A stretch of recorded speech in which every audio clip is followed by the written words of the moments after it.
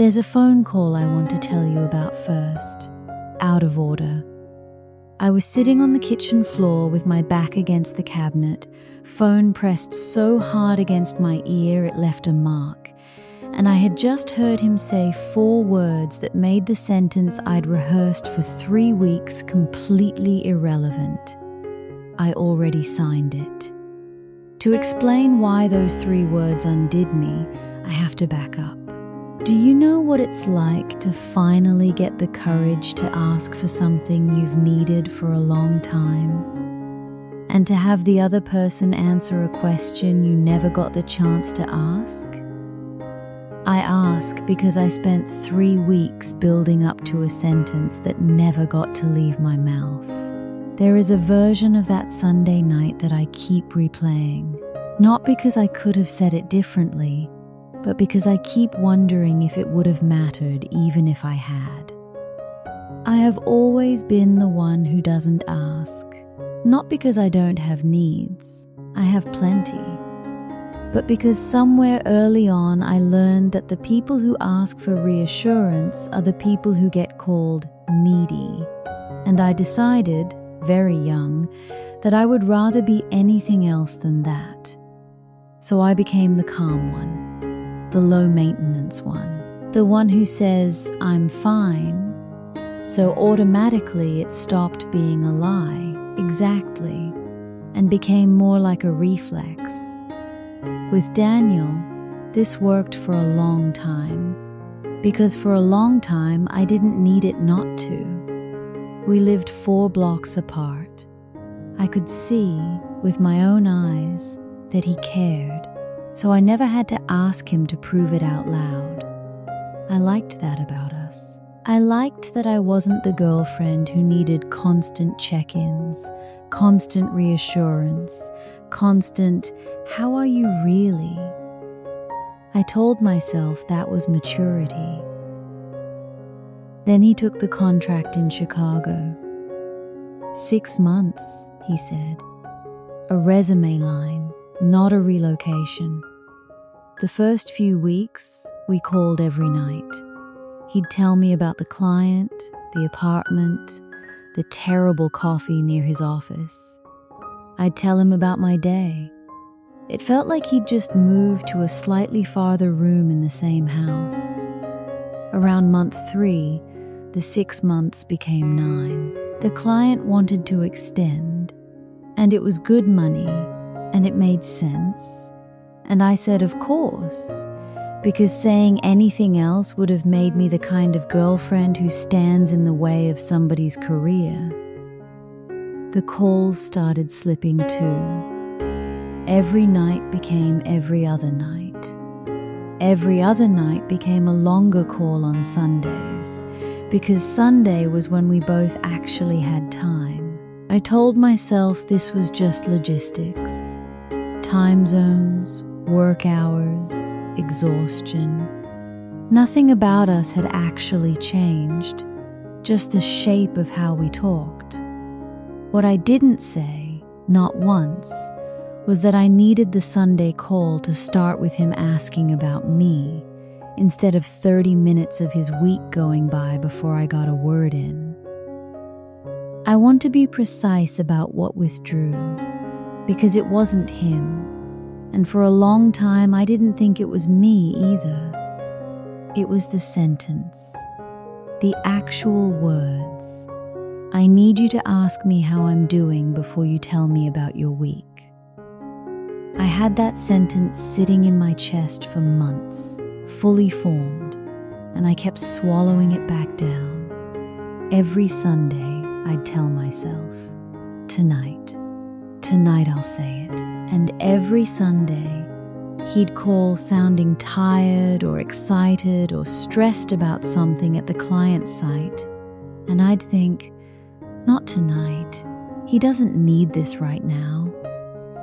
I was managing his week for him without him ever asking me to, deciding every single Sunday that my need could wait 1 more week, because his week always seemed to be happening louder than mine. 9 months became 12. I stopped mentioning it to my sister, Elle, because I was tired of hearing myself say, "It's fine, it's just distance," and watching her face not quite believe me. I didn't clock this as a pattern while it was happening. It felt like patience.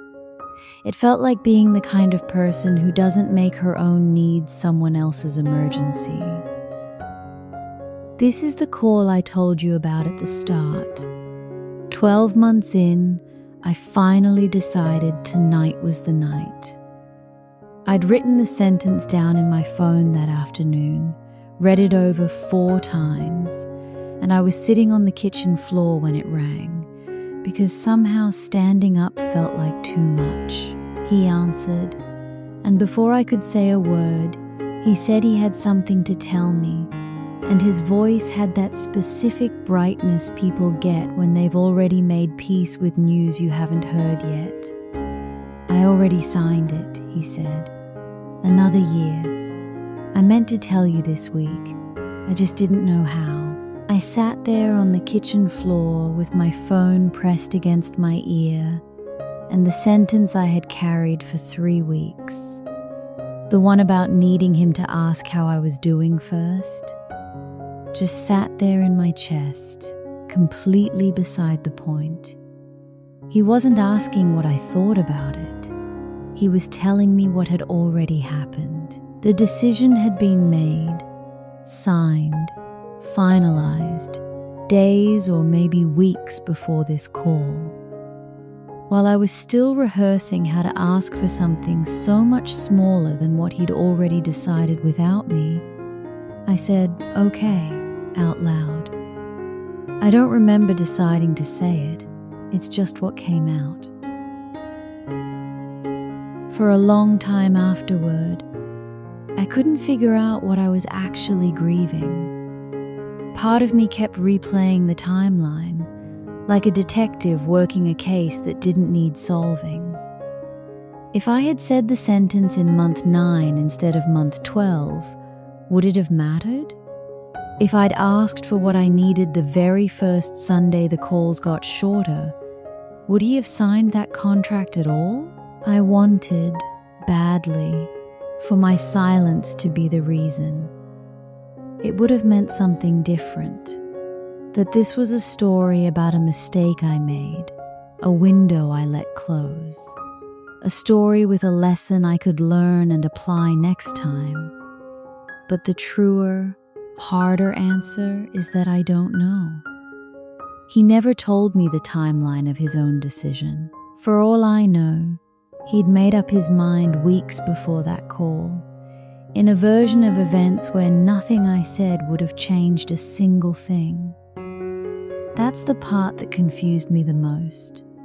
Not that I'd been too late, but that I couldn't actually prove I'd ever had a window to be on time. Grief without a clear cause is a strange, formless thing to carry. There was no fight to point to, no single moment I could blame. Just a sentence that never got to matter. What eventually helped was realizing I'd been asking myself the wrong question the entire time.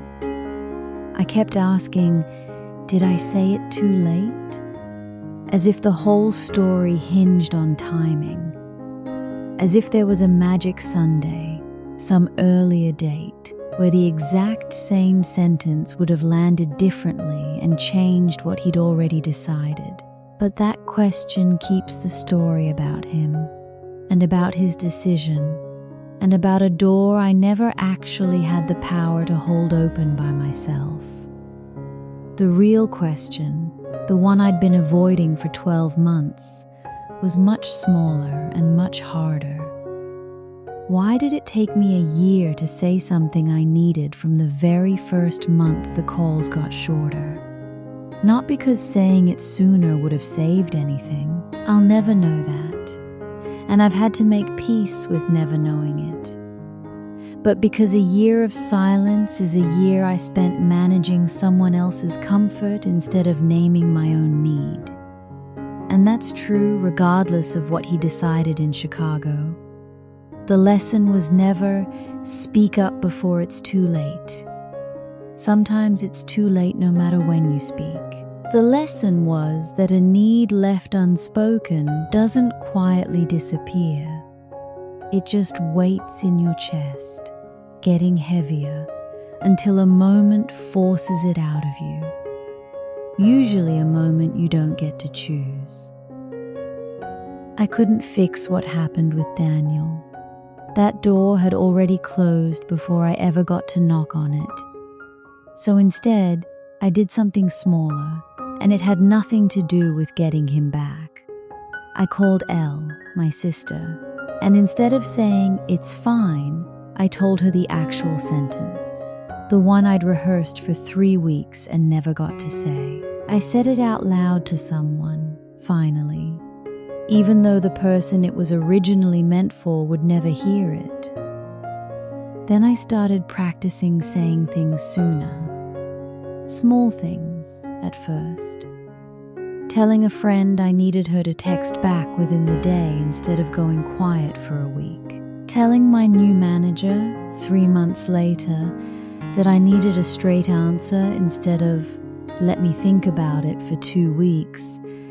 None of it was dramatic. None of it undid the year of silence.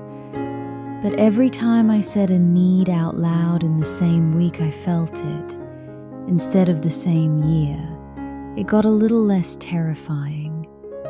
I still don't know if speaking sooner with Daniel would have changed anything. I've stopped needing to know. What I know now is that I don't want to spend another year finding out too late that I never said the thing at all. I don't think this is a story about a relationship that failed because someone waited too long. I think it's a story about how a need, left unspoken, doesn't go away quietly.